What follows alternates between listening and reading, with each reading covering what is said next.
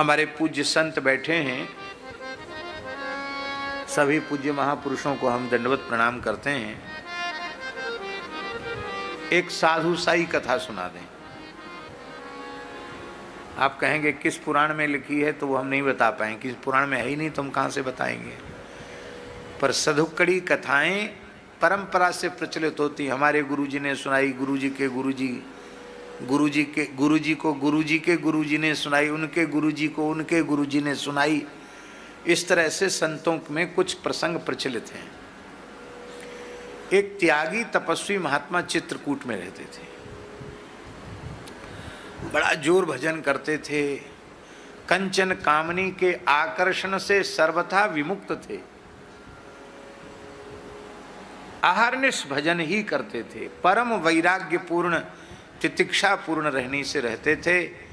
उनकी उपासना साधना तपस्या के ऊपर, उनके प्रेम के ऊपर श्री वैकुंठनाथ भगवान रीझ गए और भगवान कभी कभी उनके पास बैठने आते थे, सत्संग करते थे उनके साथ। एक दिन भगवान रमा वैकुंठ से जा रहे थे तो लक्ष्मी जी ने कहा, क्या बात है, कुछ समय से आप कई बार बस उठते हो से सैया से और फिर गायब हो जाते, कहाँ चले जाते हो हमको बिना बताए हैं? अरे कम से कम बताओ तो सही, कहाँ पधार जाते हो, फिर थोड़ी देर में आ जाते हो, कहाँ जाते हो? ठाकुर जी बोले, देखो लक्ष्मी जी, चलते समय टोकना नहीं चाहिए। अब तुमने टोका लगा दिया तो क्या करोगी जान के? हमारे भक्त हैं, कभी किसी भक्त के पास जाने की इच्छा होती हम चले जाती। महाराज ऐसा कौन सा भक्त है जिसके पास आप दौड़ दौड़ के जाते हैं? अरे बोले, हम दर्शन करने जाते, सत्संग करने जाते हैं।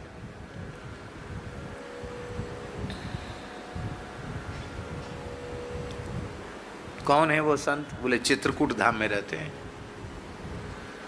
बड़ी महिमा सुनाई भगवान ने। लक्ष्मी जी बोली, हम भी चलेंगे। भगवान बोले, बस इसलिए तो हम तुमको बिना बताए जाते थे।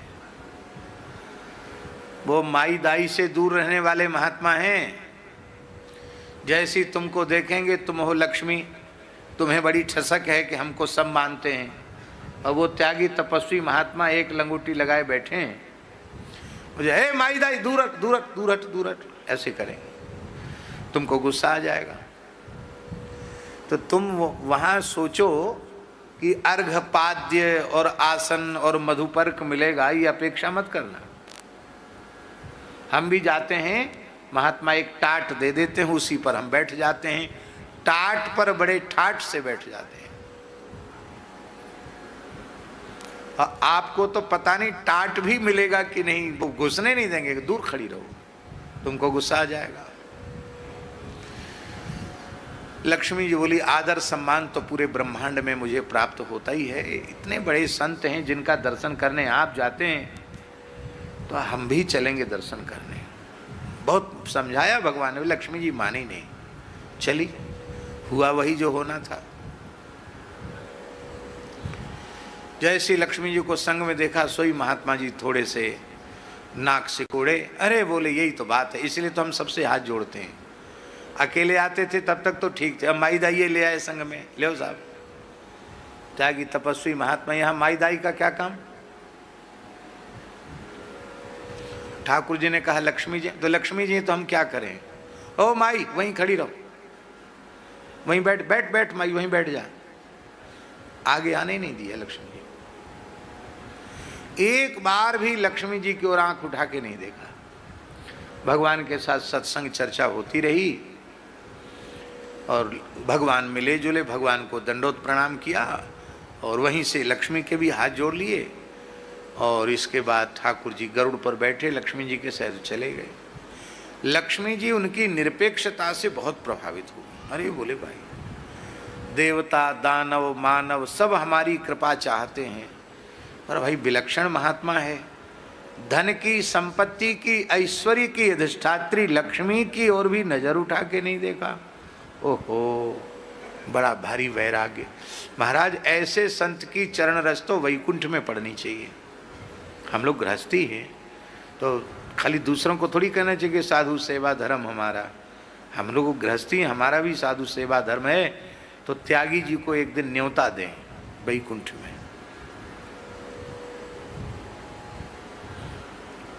तो बोले ठीक है, देखो दूर दूर से दर्शन ठीक है, सत्संग ठीक है, न्योते के चक्कर में मत पड़ो। अरे नहीं महाराज, कैसे, न्योता तो जरूर देंगे।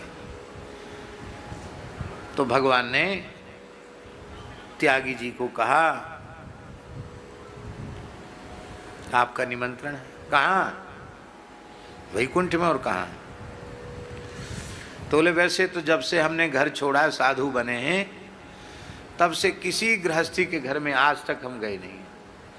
और आप तो मेरे इष्ट हैं, मेरे आराध्य हैं, और आप आज्ञा कर रहे हैं, तो जैसी आपकी आज्ञा।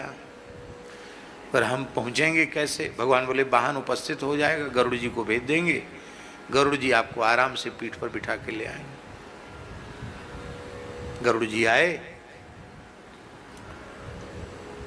बता दिया संत ने कि इतने बजे तक हमारा पाठ पूजा हवन सब हो जाता है, 24 घंटे में एक बार प्रसाद पाते हैं। वो भी कंदमूल फल कुछ मिल गया तो ठीक है, नहीं तो मंदाकिनी का जल पी लेते हैं। कंदमूल फल भी हमेशा थोड़ी मिलते हैं, नहीं मिले तो नहीं मिले, जैसी आराम। तो ठीक है, एक समय पाना है, कुछ भी पाना है। समय से त्यागी जी पहुंच गए। भगवान ने बड़े आव भगत की, आओ महाराज, अर्घपाद्य सब निवेदित किया, आसन पर बिठाया। लक्ष्मी जी ने अपने हाथ से रसोई बनाई, किसी दूसरे को छूने नहीं दिया।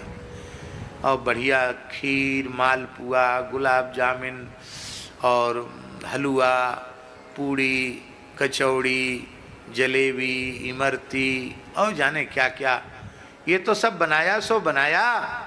बढ़िया कढ़ी, भात, ये सब भी बना, फुल्का, दाल। ये देखते ही त्यागी जी फिर बिगड़ गए। अरे हमारा वैराग्य इतना कच्चा है कि हम गृहस्थी के घर की कच्ची रसोई खाएंगे? हम तो जंगल में रहते ही कंदमूल फल पाते हैं, और तुम गृहस्थी आदमी माई दाई के हाथ की कच्ची रसोई। आप कहेंगे ऐसा होता है? हाँ, पुराने महात्मा ऐसे होते। ब्रज में भी प्रायः बैरागी रामानंद संप्रदाय के साधु गांव में ब्रज में कहीं रहते तो चुटकी आटा मांगकर अपने हाथ से बनाते पाते, और हमारे अन्य जो संत हैं वो मधुकरी मांग करके निर्वाह कर लेते हैं। विशेषकर गौड़ीय परंपरा के संत तो मधुकरी मांग लेते हैं, क्योंकि महाप्रभु जी की यही आज्ञा है। पर थोड़ा आचार विचार और ठाकुर जी के भोग का आग्रह होने के कारण अपने जो साधु हैं वो चुटकी आटा मांग लेते हैं, अपने हाथ से बनाए, ठाकुर जी को भोग धराए, पाए। बोले ये सब हम नहीं पाएंगे। तो ठाकुर जी ने कहा कि पक्की पक्की पालो। अरे बोले इसमें कच्ची पक्की का खत्म हो गया, एक ही थाल में कच्ची पक्की एक साथ पधरा दी तो अब सब कच्चा ही हो गया, अब हम कुछ नहीं खाएंगे। हाँ, ऐसे हम अड़िया खड़िया साधु थोड़ी, हम टकसाली महात्मा हैं। तो महाराज भूखे जाओगे? नहीं, कुछ फलमनियाँ करके ले आओ, भोग लगा के ले आओ, तुलसी से पधरा के लाओ। कुछ नहीं पाए, लक्ष्मी जी के हाथ को बना फलमनियाँ करके पाए। लक्ष्मी जी को तो होठ फड़कने लगे, बड़ा विचित्र महात्मा, बड़ी आफत मोल ले ली यहाँ न्योता देके। बोले देखो मैंने अपने हाथ से बड़े परिश्रम से बनाया है, और रोज हमको ही भोग लगा के पाते हो, आप यहाँ ज्यादा त्याग वैराग्य छांट रहे हो, प्रेम से पालो जो हमने बनाया है। बोले देखो हम दुनियादारी की सुनते नहीं है, हम महात्मा हैं, हम नहीं सुनेंगे तुम्हारी। हाँ, लंगोटी लगाइए राम जी के नाम पर, तुम्हारी खरी खोटी सुनने के लिए लंगोटी लगाइए, बात ही बात करस बढ़े आइए। लक्ष्मी जी ने कहा तुम नहीं पाते हो, हमारे बनाए हुए भोजन का तिरस्कार किया है, तुम्हें शाप देती हूँ, तुमको रोटी के ऊपर रोटी खाने को जीवन में कभी नहीं मिलेगा। बहुत बड़ा श्राप है महाराज, मैंने रोटी के ऊपर बहुत बड़ा श्राप है महाराज, मैंने रोटी के ऊपर रोटी खाने, घर के खाने को नहीं मिलेगा। अरे कोई कितना भी कम पाता हो, 2-4 फुल्का तो पाएगा कि नहीं पाएगा? लक्ष्मी जी ने श्राप दे दिया, तुमको रोटी पर रोटी धर के खाने को नहीं मिलेगा। महात्मा बड़ी जोर से हंसे, बोले माता जी बहुत अच्छा कर दिया, हमने तो आज तक रोटी पर रोटी धर के खाए ही नहीं है, आपने क्या श्राप दिया हमको? हम तो कंदमूल फल पाते हैं, और कहीं से चुटकी आटा मिल जाएगा तो रोटी पर रोटी धरने का काम ही क्यों करेंगे? पाव हाथ शेर का, सवा शेर का आटे का एक ही टिक्कड़ बनाएंगे, भूभर में दे देंगे, धूना में दे देंगे, और जब टिक्कर खिलखिला के हंसेगा, हमारे त्यागी जी जानते टिक्कर कैसे हंसता है। महात्मा लोग कहते हैं अब खिल गया टिक्कर, तो खिल जाता है, दरार सी पड़ जाती है, पर विभूति झाड़ के, और कहीं बढ़िया वेद लक्षणा गाय का सुंदर बिलोना कड़काया हुआ घी हो, और थोड़ा इतना एक लौनी घी पधरा दिया जाए उस पर, और कुछ नहीं इतना गुड़ रख दो, 56 भोग 36 व्यंजन नतमस्तक है, और गुड़ भी न हो तो हरी हरी धनिया, हरी हरी मिर्चा और थोड़ा नमक जीरा, इसकी चटनी, झन्नाटेदार चटनी, क्या कहना। नेक नेक भोग लगा के पाते जाओ, बिना प्रेम के प्रेम का उदय हो जाएगा, आंख नाक सब झरने लग जाएगी।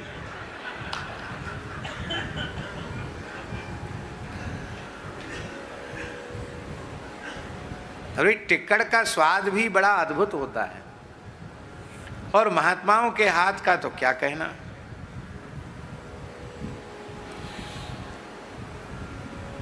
तो महात्मा बोले बहुत अच्छी बात है, हम रोटी पर रोटी धर के क्यों खाएंगे।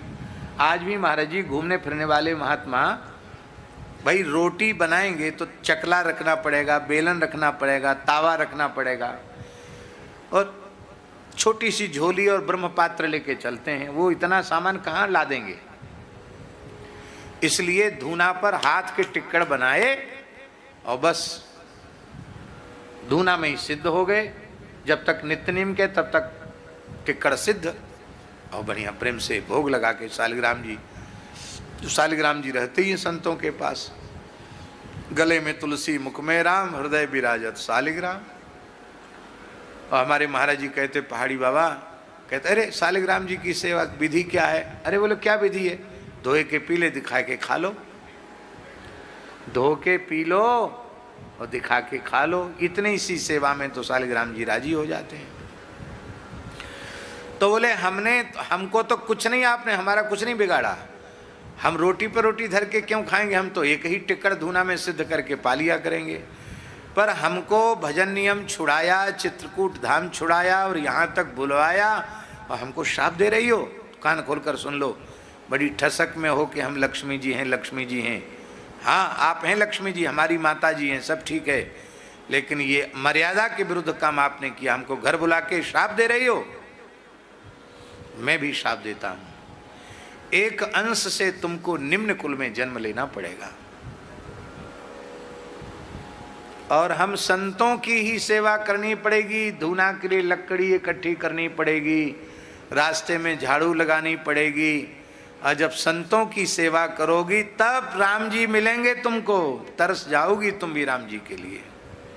हाँ, लक्ष्मी जी ने कहा जो आज्ञा हमें स्वीकार है, और वे लक्ष्मी जी ही एक अंश से शबर कुल में शबरी माता के रूप में प्रकट हुई, और उन्होंने संतों की सेवा की, और राम जी ने उनके आतिथ्य को स्वीकार किया। ये है साधु कड़ी कथा है। और आप कहेंगे कि ये कहीं संकेत है कि हाँ, हमने एक बहुत अच्छे रामायणी थे, आपने नाम सुना होगा, श्री अयोध्या जी के जानकी घाट के परम पूज्य प्रातः स्मरणीय अनंत श्री संपन्न श्री राम पदार्थ दास जी वेदांती जी, अयोध्या के बहुत उच्च कोटि के महापुरुष थे, जानकी घाट वाले महाराज जी, परम पूज्य पंडित श्री राम वल्लभ शरण जी के कृपा पात्र, प्रकांड विद्वान थे, अद्भुत महापुरुष थे। बहुत पुरानी बात है, हमने दर्शन नहीं किया उनका। उनके एक शिष्य थे वेदांती जी के, श्री स्वामी राम पदार्थ दास जी वेदांती जी के शिष्य थे, बुंदेलखंड के थे, ब्राह्मण देवता थे। उनका नाम था पंडित श्री राम गुलाम दास जी महाराज।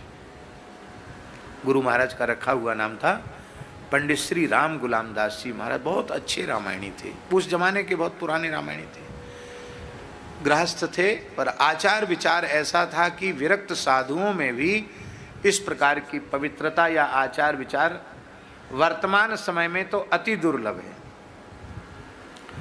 लोग उनको घर में इसलिए नहीं रुकाते थे कि वो आ गए तो सब पानी खत्म, इतना आचार विचार था उनका। कुआं का पानी चाहिए, कुआं का पानी खींच के लाओ, नल का पानी छुएंगे नहीं। और लव शंका भी जाएंगे तो कम से कम घुटने तक पैर धोएंगे, आचमन करेंगे, कुल्ला करेंगे, एक घड़ा पानी तो खत्म कर ही देंगे। उन जमानों में नल होते नहीं थे, कुआं से पानी भर के लाना पड़ता था। तो बहुत कम लोग प्रार्थना करते थे कि पंडित जी हमारे यहाँ आना। पर पूज्य गुरुदेव भक्तमाली जी जब उधर क्षेत्र में पधारते थे, वो महाराज जी के निकट आते थे, महाराज जी को सुंदर सुंदर मानस जी के प्रसंग सुनाते थे। उन पंडित श्री राम गुलाम दास जी के मुखारविंद से सुनी हुई बात हम आपको सुना रहे हैं। महाराज जी के समक्ष जो उन्होंने कहा, बोले ये सबरी जी एक अंश से लक्ष्मी जी ही हैं। इसका प्रमाण क्या है? तो रामायण जी के भाव। कह रघुपति सुनु भामिनी बाता, कह रघुपति सुनु भामिनी बाता, मानऊ एक भगति करना था। मानऊ एक भगति करना था। तो रामायण जी कहते थे कि राम जी 27 वर्ष के रहे तब राम जी का वनवास हुआ। 10-11 साल और समझ लो, राम जी की आयु इतनी ही है। 10-11 साल और जोड़ देंगे तो कितना हो जाएगा? हैं? हाँ, 37-38, इससे ज्यादा नहीं। और सबरी जी की आयु क्या है? राम जी के आने के 10,000 वर्ष पहले मतंग महर्षि भगवान के धाम को चले गए। कितने हजार साल पहले?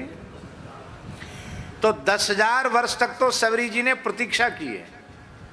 उसके बहुत पहले सबरी जी आ गई हैं। तो इतना तो पक्का है भैया जी कि 10,000 साल से ऊपर आयु तो उनकी वैसे ही है। और इसलिए बेपमाना तपस्विनी लिखा है, कांपती हुई तपस्विनी वृद्धा सबरी। हा, वृद्धा है, वयोवृद्धा है, तपवृद्धा हैं, वयोवृद्धा हैं सबरी। और ऐसी बूढ़ी, ब्रजभाषा में कहें तो पोपले से मोहड़े की हैं, एक हाड़ की हैं, क्षीण दुर्बल काय की सबरी। वाते ठाकुर जी इतनो रसमय संबोधन कर रहे हैं, भामिनी। ये कहने की क्या आवश्यकता? मानो वस्तुतः तुम मेरी भामिनी ही हो, संत सेवा के लिए धरती पर आई हो हैं, और अब पुनः अपने स्वरूप में वैकुंठ में जाकर प्रतिष्ठित हो जाओ, क्योंकि मानव एक भगति कर नाता। तो ये बात श्री रामायण जी के मुखारविंद से हमने अपने बचपन में सुनी थी। तो उनका पाप